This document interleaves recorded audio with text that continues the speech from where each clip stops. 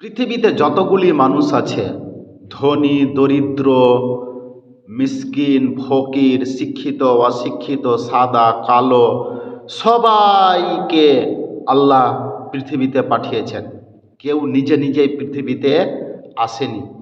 পৃথিবীর কোনো মানুষ যদি শক্তিশালী হয় এবং দুর্বল মানুষকে এই কথাটি বলে থাকে, আমাদের এলাকা থেকে, আমাদের রাজ্য থেকে, আমাদের দেশ ছেড়ে তুমি পালিয়ে যাও, তার উপর অত্যাচার যদি করতে থাকে, টর্চার যদি করতে থাকে, এমনকি তাদের ওপর অত্যাচার করে জীবন নষ্ট করে দেয়, এমনকি হত্যাও করে দেয়, এরকমভাবে যদি কেউ করে থাকে, তাহলে সে কিন্তু রেহাই পাবে না।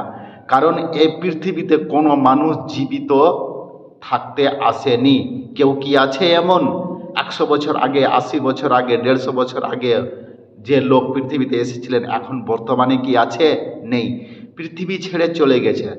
তাই এই পৃথিবীটা, পুরো পৃথিবীর মাটিটাই হচ্ছে একমাত্র সৃষ্টিকর্তা আল্লাহ রব্বুল আলামিনের। আমরা শুধুমাত্র একটা মেহমান স্বরূপ, এবং এই মেহমানকে কেউ, এক মেহমান অপর মেহমানকে যদি অত্যাচার করে থাকে, তাহলে কেউ বাঁচতে পারবে না।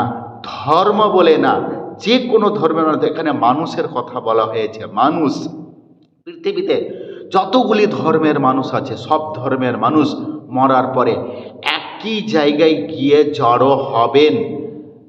ঈশ্বর, আল্লাহ, যাই আমরা বলে থাকি, একই জায়গায় জড়ো হবেন এবং তার ভালো কর্ম খারাপ কর্মের হিসাব নিকাশ নেবেন। যদি আমাদের কর্ম ভালো হয় তাহলে আমরা পরিত্রাণ পাব, আর যদি আমাদের কাজকর্ম ব্যবহার যদি খারাপ হয় তাহলে আমাদের রেহাই হবে না। তাই এই পৃথিবীর যতগুলি মানুষ আছে, সব মানুষকে আল্লাহ রব্বুল আলামিন পাঠিয়েছেন। কেউ নিজে নিজে আসেনি। কেউ কারো ওপর অত্যাচার যেন না করে, না হলে বাঁচতে পারবে না সে।